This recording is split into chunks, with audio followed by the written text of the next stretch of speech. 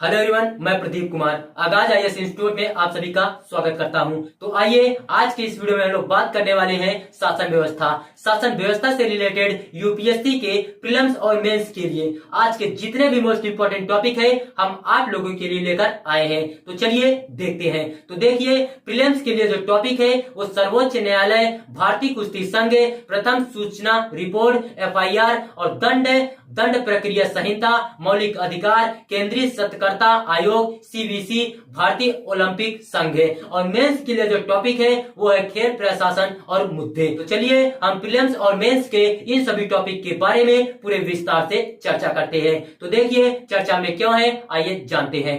हाल ही में सर्वोच्च न्यायालय ने भारत में खेल प्रशासन संबंधी चिंताओं के आलोक में महिला पहलवानों द्वारा भारतीय कुश्ती संघ के अध्यक्ष पर लगाए गए यौन उत्पीड़न के आरोपों की जांच करने का फैसला लिया है। सर्वोच्च न्यायालय की टिप्पणी क्या है, आइए देखते हैं। न्यायालय ने प्रथम सूचना रिपोर्ट दर्ज न करने के संबंध में पहलवानों द्वारा दायर याचिका की जाँच करने का फैसला किया है और मामले को आगे की सुनवाई के लिए सूचीबद्ध किया है। न्यायालय ने बताया कि याचिकाकर्ता दंड प्रक्रिया संहिता की धारा 156 का उपयोग करते हुए मजिस्ट्रेट द्वारा जांच के आदेश की मांग कर सकते हैं। न्यायालय ने पाया कि भारत का प्रतिनिधित्व करने वाले पहलवानों द्वारा यौन उत्पीड़न के संबंध में याचिका दायर किया जाना एक गंभीर आरोप है। साथ ही यह भी बताया कि सर्वोच्च न्यायालय ने संविधान के अनुच्छेद 32 के तहत मौलिक अधिकारों की रक्षा के अपने कर्तव्य के प्रति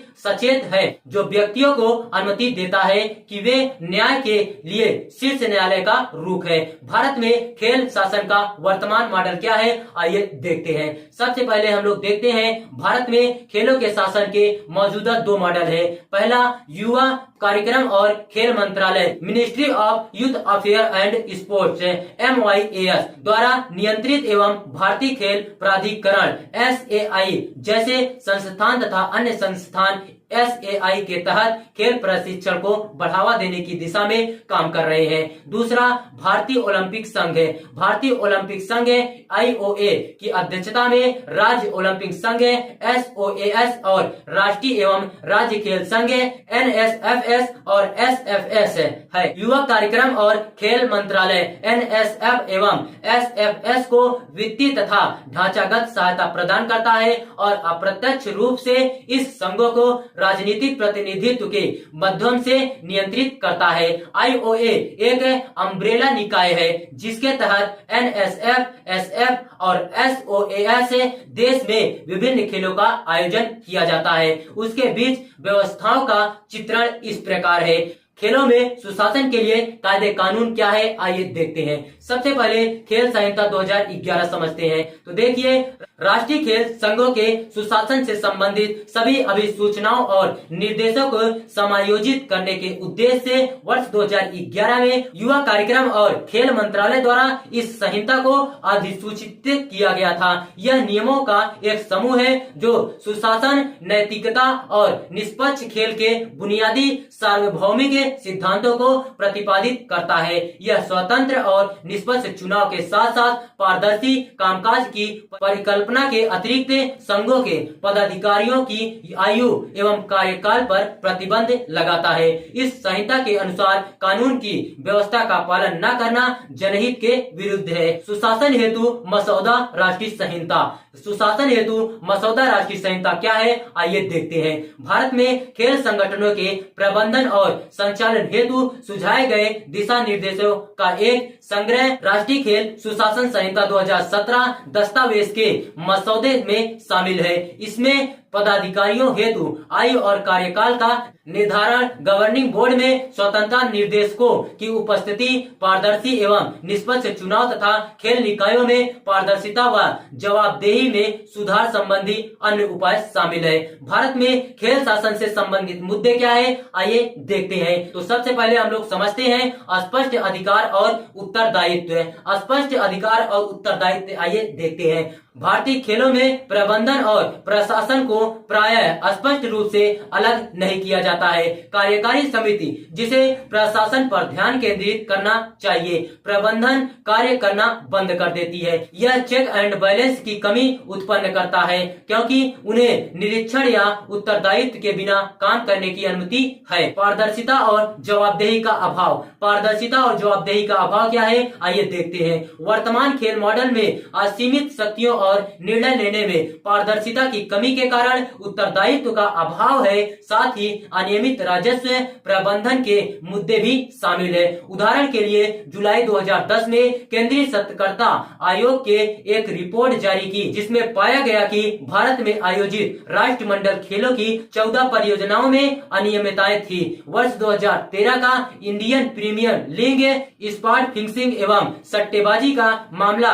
तब सामने आया जब दिल्ली पुलिस ने कथित स्पॉट फिक्सिंग के आरोप में 3 क्रिकेटरों को गिरफ्तार किया। गैर पेशेवरीकरण क्या है, आइए देखते हैं। भारतीय खेल संगठन विशेष रूप से शासी निकाय पेशेवर और व्यवसायिक क्षेत्र की चुनौतियों के अनुकूल नहीं है। वे अभी भी बढ़े हुए कार्यभार को संभालने हेतु कुशल पेशेवरों को काम पर रखने के बजाय स्वयं सेवकों पर निर्भर है। पर्याप्त बुनियादी ढांचे का अभाव क्या है, आइए देखते हैं। भारत में खेल के बुनियादी ढांचे की स्थिति अभी भी वांछित स्तर को हासिल नहीं कर पाई है। यह देश में खेल संस्कृति के विकास में बाधा उत्पन्न करता है। भारत के संविधान के अनुसार खेल राज्य का विषय है। फलस्वरूप पूरे देश में समान रूप से खेल के बुनियादी ढांचे के विकास हेतु कोई व्यापक दृष्टिकोण नहीं है। यौन उत्पीड़न से संबंधित मुद्दे क्या है, आइए देखते हैं। ऐसे कई हाई प्रोफाइल मामले सामने आए हैं जहां एथलीटों ने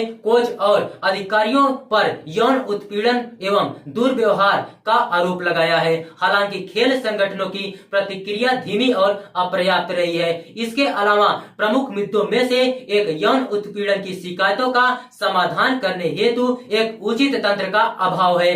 कई खेल संगठनों के पास इस तरह की शिकायतों से निपटने हेतु कोई औपचारिक नीति नहीं है। इसके अलावा घटनाओं की रिपोर्टिंग के लिए कोई स्पष्ट श्रृंखला नहीं होती है। खेल प्रशासन से संबंधित मुद्दे क्या है, आइए देखते हैं। सबसे पहले हम लोग एथलीटों की सशक्त बनाना आइए देखते हैं। एथलीट खेलों में प्राथमिक हितधारक होते हैं और निर्णय लेने में उनकी भागीदारी खेल संगठनों में आवश्यक जवाबदेही और पारदर्शिता ला सकती है। खेल प्रशासन को एथलीटों को सशक्त बनाने हेतु सभी स्तरों पर उसका प्रतिनिधित्व सुनिश्चित करने के लिए एक तंत्र की स्थापना करनी चाहिए। ओलंपिक चार्टर में एथलीटों के प्रतिनिधियों के चुनाव के लिए देशों की राष्ट्रीय ओलंपिक समिति, भारत IOA और उनके बोर्डों के सदस्यों का भी प्रावधान है। खेल संघों की स्वायत्तता। खेल संघों की स्वायत्तता आइए समझते हैं। खेल प्रशासन से संबंधित चुनौतियों के समाधान करने में खेल संघों की स्वायत्तता महत्वपूर्ण है। यह खेल संगठनों को सरकारी और बाहरी प्रभाव से मुक्त अपने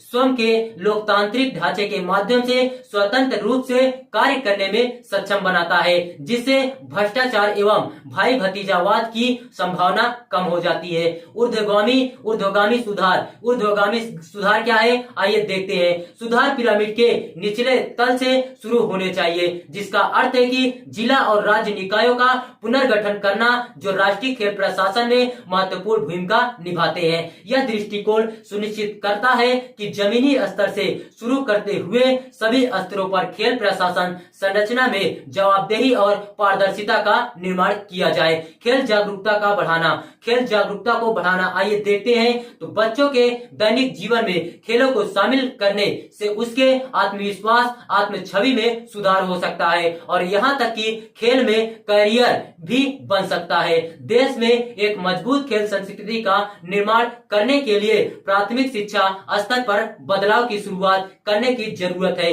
शिक्षा प्रणाली को बच्चे की समग्र परिवेश के हिस्से के रूप में खेल को समान महत्व देना चाहिए। महिलाओं का अधिक प्रतिनिधित्व आइए देखते हैं। खेल प्रशासन प्रशासन के पदों पर अधिक महिला प्रतिनिधित्व को प्रोत्साहित करने से यह सुनिश्चित करने में मदद मिल सकती है कि उनकी आवाज सुनी जाएगी और उनके अधिकारों की रक्षा होगी। इसे कई उपायों के माध्यम से प्राप्त किया जा सकता है, जैसे लिंग संवेदनशील नीतियां बनाना, खेल प्रशासन में नेतृत्व के पदों तक पहुंचने के लिए महिलाओं को समान अवसर प्रदान करना, महिलाओं का अधिक प्रतिनिधित्व। आइए देखते हैं, महिलाओं को खेलों में करियर बनाने के लिए प्रोत्साहित करना और समावेशिता और विविधता की संस्कृति को बढ़ावा देना, लीग के आधार पर कोटे का निर्धारण और महिलाओं के लिए सुरक्षित और सहायक वातावरण बनाना। निष्कर्ष क्या है, आइए हम लोग देखते हैं। खेल प्रशासन से संबंधित मुद्दों को संबोधित करने के लिए बहुआयामी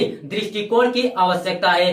अधिक पारदर्शी एवं समावेशी खेल संस्कृति बनाना और यह सुनिश्चित करना अनिवार्य है कि एथलीटों के अधिकारों की रक्षा की जाए तथा खेल प्रशासन में उनकी आवाज सुनी जाए। तो देखिए, अगर आप लोगों को इसका पीडीएफ चाहिए तो इसका पीडीएफ हम टेलीग्राम चैनल पर अपलोड कर देंगे। टेलीग्राम चैनल का नाम है आगाज आईएएस इंस्टीट्यूट और टेलीग्राम चैनल का लिंक हम इस वीडियो के डिस्क्रिप्शन में दे देंगे। आप यहां से भी जाकर टेलीग्राम चैनल को ज्वाइन कर सकते हैं और पीडीएफ डाउनलोड कर सकते हैं।